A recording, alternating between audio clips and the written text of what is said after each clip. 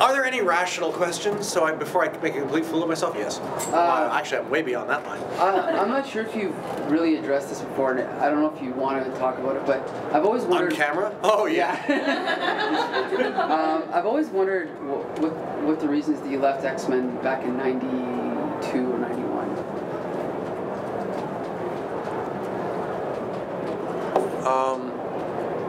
The editor and the artist wanted the book to go in one direction. The writer wanted the book to go in the other. The artist was Jim Lee, who was about as hot as you could get.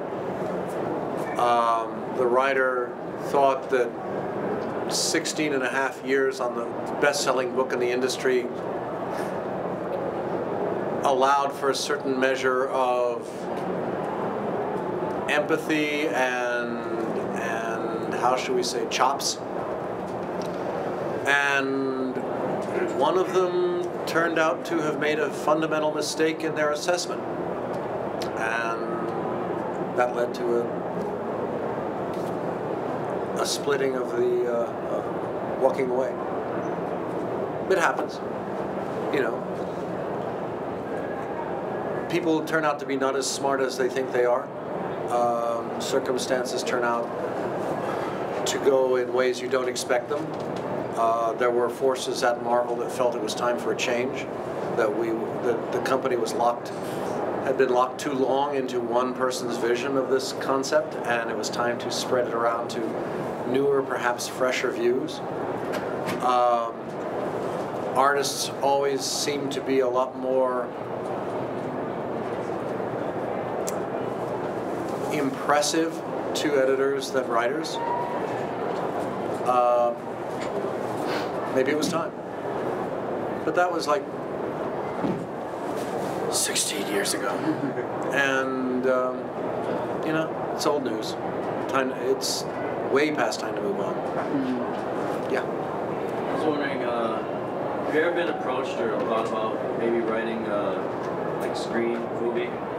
No, you got a contract? X-Men. No. I was. If you could, which story arc would you try? One that hasn't been done before. One that nobody's seen. One that's really good. Did you like any of the movies? Yeah, I loved them all. God Loves would be fun, but I don't think it would probably. Wasn't that the second one? They loosely, but not really. God Loves? No. It was sort of in that direction. I mean, it was Stryker, but it wasn't the story.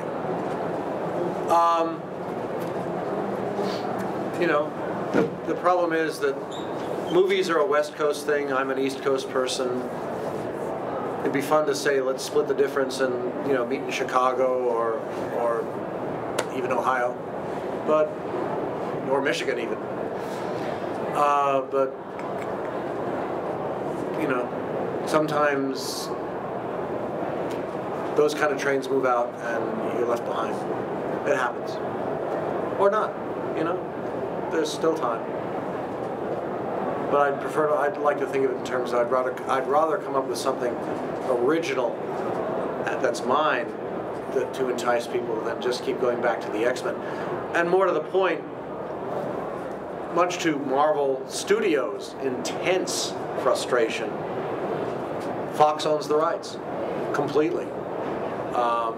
And not only, I mean, Fox has no problem doing a Wolverine movie if they can get it out before everybody goes on strike again. They love the idea of that. They're certainly willing to entertain the idea of Halle Berry doing a Storm movie. No way in hell do they want to do an X-Men movie. I mean, we have 3 films that collectively have done $1.5 billion worth of income worldwide.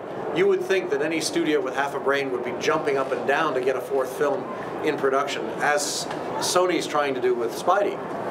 But from Fox's point of view, it's too expensive. By the time you end up with the 3rd film, you had a dozen major X characters who needed dialogue. And that doesn't even count the walkthroughs like Colossus. Plus a dozen, if not more, villains for Magneto to team up with, plus Magneto, plus people, gratuitous extras like the President of the United States. Yes, I'm a gratuitous extra. I run the country, but, you know. It's like, whoever thought the President would be like just a cameo, twice, in each film.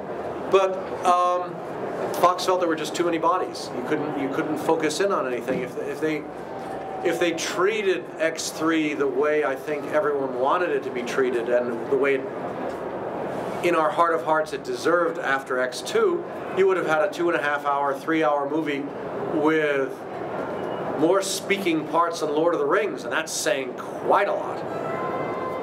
You know, Fox that was impractical. So to them, X-Men is not as a concept is not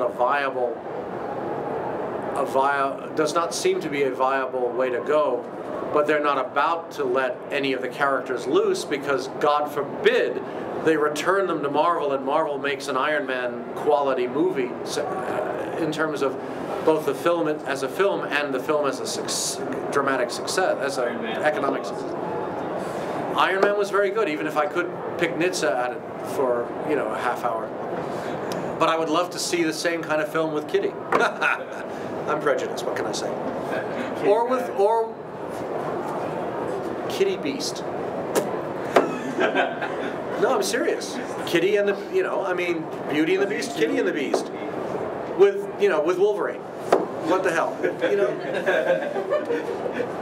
Think of the possibilities, and then, you know, throw in Cecilia Reyes to give him, you know, some romance.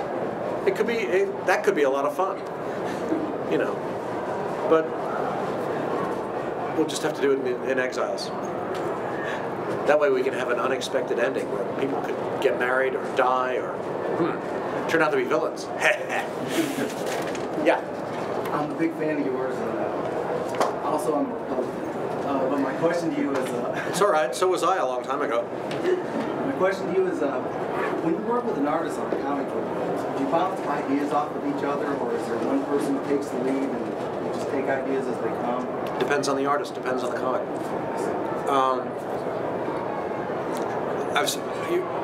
People may have heard this before. When Frank Miller and I were plotting the Wolverine miniseries, Frank didn't want to do it. I had to sell him on it.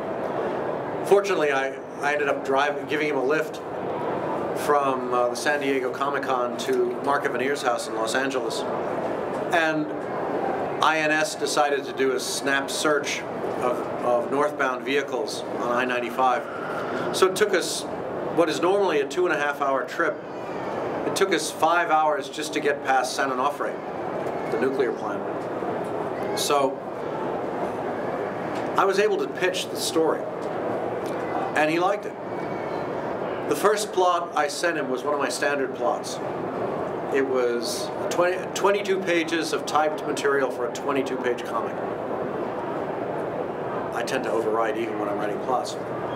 The fourth issue plot was a 40-minute phone call and a 1-page bullet point, 1-page memo with bullet points. Wow, could be Frank. Telling me I'm wrong. Hello? Hello?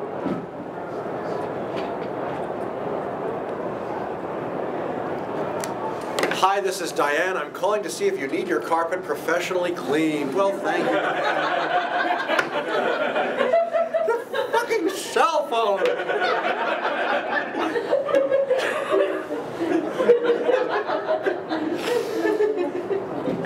What is in these brownies?